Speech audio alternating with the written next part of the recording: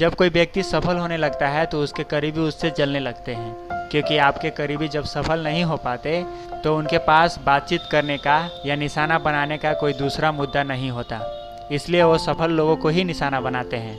आलोचना भी दो तरह की होती है, सकारात्मक आलोचना यानी पॉजिटिव क्रिटिसाइज और दूसरा नकारात्मक आलोचना यानी निगेटिव क्रिटिसाइज। नकारात्मक आलोचना हमारे अंदर दो वजहों के कारण पैदा होती है, पहला जलन और दूसरा अज्ञानता के कारण, यानी जिनके अंदर समझ की कमी होती है, शिक्षा की कमी होती है। जलन जब कोई व्यक्ति बहुत सक्सेसफुल हो जाता है तब उसके करीबी इसलिए जलते हैं क्योंकि वो खुद को आपकी जगह देखना चाहते हैं।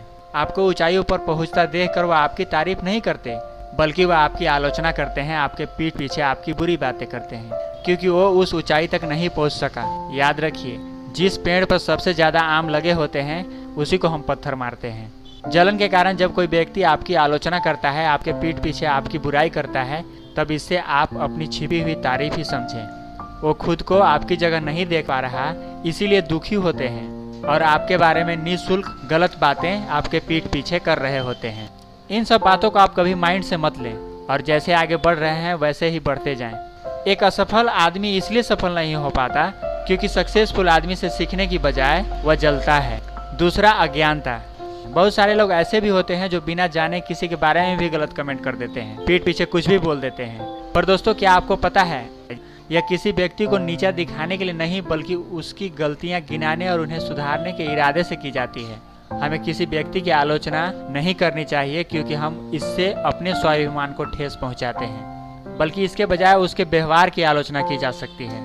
जब आप किसी की आलोचना करते हैं, किसी की बुरी बात करते हैं या जब किसी के बारे में उसके पीठ के पीछे बोलते हैं और उस वक्त आपको बहुत मजा आ रहा होता है, तब समझ जाएं कि आप सामने वाले के दिल को चोट पहुंचा रहे हैं।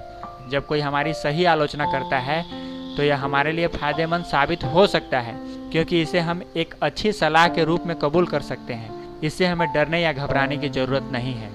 कई बार जो लोग आपकी मदद कर रहे होते हैं आपको सफल होता देख अपने हाथ खींच लेते हैं और वही लोग आपके दुश्मन बन जाते हैं। व्यवहार में आया यह अचानक बदलाव जलन के कारण होता है।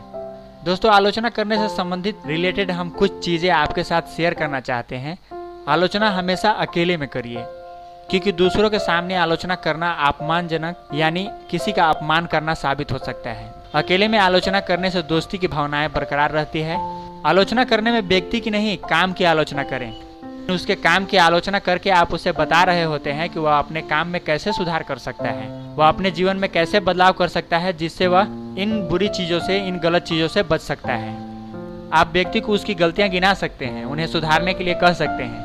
यदि वे गलतियां नहीं सुधारते और गलतियां करते जाते हैं तब आप उन्हें उसके नुकसान से वाकिफ करा सकते हैं, उन्हें नुकसान के बारे में बता सकते हैं। और तब भी वह इंसान अगर अपनी गलतियों से बाज नहीं आ रहा हो तो आप उसको समझाना छोड़ दें, उससे दूर हो जाएं।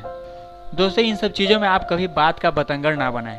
कई बार आलोचना करते समय हम पुरानी बातों को खोद कर निकाल देते हैं जिससे मनमुटाव होने लगता है और छोटी छोटी बातों पर लड़ाई तक की नौबत आ जाती है। इसलिए आलोचना करते समय अपनी निजी नाराजगी कभी जाहिर मत कीजिए। दोस्तों, इसमें जल्दबाजी कभी ना दिखाएं। आलोचना करने में लोग सबसे आगे रहते हैं और इस काम में जल्दबाजी बहुत दिखाते हैं क्योंकि उन्हें इस बात में बहुत ज़्यादा मज़ा आ रहा होता है। सबसे पहले किसी बात की जड़ तक पहुँचिए, उसकी असलियत को जानिए। गलत तथ्यों के बेस पर ही आप राय बनाने का हक नहीं रख सकते। आपका उद्देश्य किसी के दिल को ठेस पहुँचाना नहीं होना चाहिए। दोस्तों, हमारे साथ सबसे बड़ी परेशानी यह आती है जब कोई हमारी झूठी तारीफ करता है तब हम खुशी से झूम उठते हैं, लेकिन कोई सही आलोचना करता है, कोई आपके अंदर की गलत चीज़ों को बता देता है, तब हम उससे नाराज हो जाते हैं।